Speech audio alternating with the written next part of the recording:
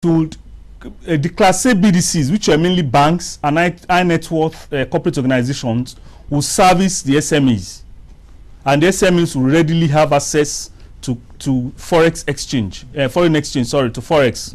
But that wasn't the case according to the latest findings of the Lamido-led CBN. Yeah. So, in other words, those banks that got the licenses to operate bureau de change of their own, as subsidiaries and whatever, and those who are the big guys, they're the ones causing trouble. Basically, because those are the ones who got their licenses withdrawn right now. Yes, definitely. So according to the current CBN argument. Yes, because if you look at this, the reactions of the Association of Bureau de Change Operators, that consists mainly of the guy on the B class, I beg your pardon, who were basically somewhere in Kano, one small street in Port Harcourt, on Awolowo Way in Ikeja, Lagos, and all that, somewhere in Ibadan, Liberty Stadium behind there, and whatever.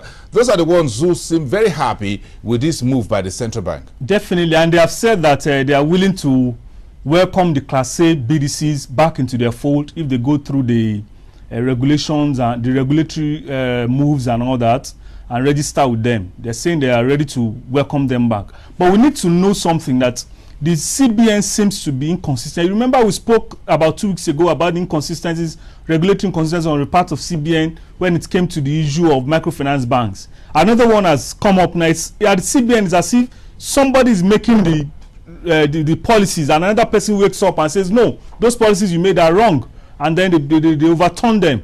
So we don't know. The CBN needs to be consistent about its policies, such that the wrong signals are not sent to operators in the finance sector. Weren't arguments against the decision of Soludo last year to allow commercial banks run bureau de change? Because some folks believe that, look, leave the banks out of it. Those guys are very busy. They have forex desk already. Why do they have to set up a separate shop?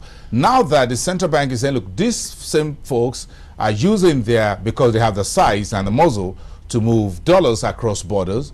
According to media reports last week, some Nigerians move as much as hundreds of millions of naira in portfolios, in suitcases out of the country. And I'm not sure Lamido Sanusi's central bank is happy about that.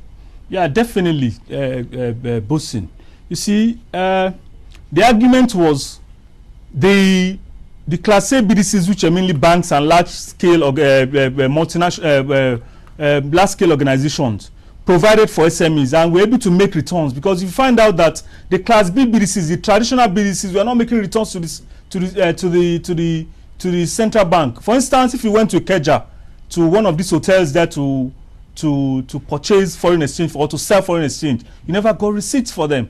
So there was no way they were keeping records of their proceeds, keeping records of their activities, not to talk of making returns to the Central Bank of Nigeria. So what happened was, the central bank thought, well, by creating the Class A BDCs, they could formalize foreign exchange transactions in the country, according to the argument of Soludo then, and then bring this, make the foreign exchange readily available to SMEs, to small and medium scale enterprises. So that was the argument of Soludo, but that seems to have been defeated by the round-tripping actions of Class A BDCs. So everybody here has committed some form of offense, Class A BDC operators as well as Class B. Definitely. Now, does it come back to this issue of lack of adequate supervisory capacity or the Central Bank of Nigeria? Because if you have 20, 30, 40, 100 people in a particular bureau de change that comes to sell or buy $100 or $200 or $500, there's no record, as you said, there's no receipt, you don't sign, you don't fill any form, no driver's license or national identity card is asked of you. Once the dollar is checked to be genuine, you're given the naira value and off you go. To face the fact, Bosin, I think what happens here is that there are a lot of sacred cows in the system.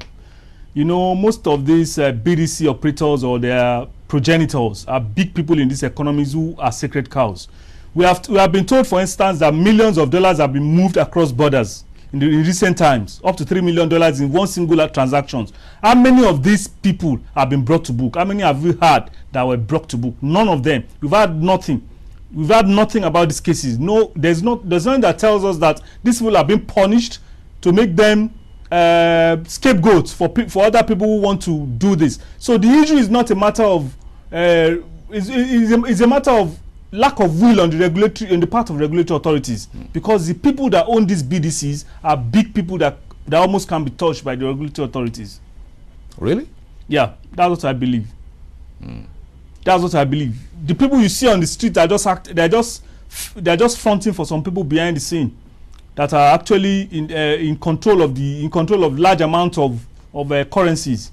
You go to banks, you go to some banks, for instance, who are supposed to be Class A BDCs, and they tell you there is no currency, there's no hard currency on ground for you to travel with.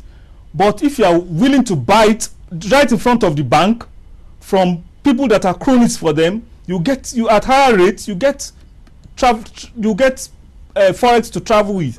But inside the bank, right behind these people, lower rate. Where you should get a lower rate, it is not available. And the regulatory authorities saw this. They were aware of this. Everybody does what he likes. I was speaking yesterday to somebody who just recently retired from the Nigerian Deposit Insurance Corporation, and he was telling me that, look, we know the right things to do, but we don't have the will to do them because we don't want to step on toes. We don't want to step on toes. We don't want to offend certain people. Okay, Lanre Oyetade, we thank you very much for coming through this morning. We have more questions to handle on that, but we'll leave that for the days ahead. Thank you very much. We hope to see more of you. Lanre Oyetade, the financial editor at CBN newspaper. We'll take a break. When we come back, today is the beginning of the 3-day conference of the African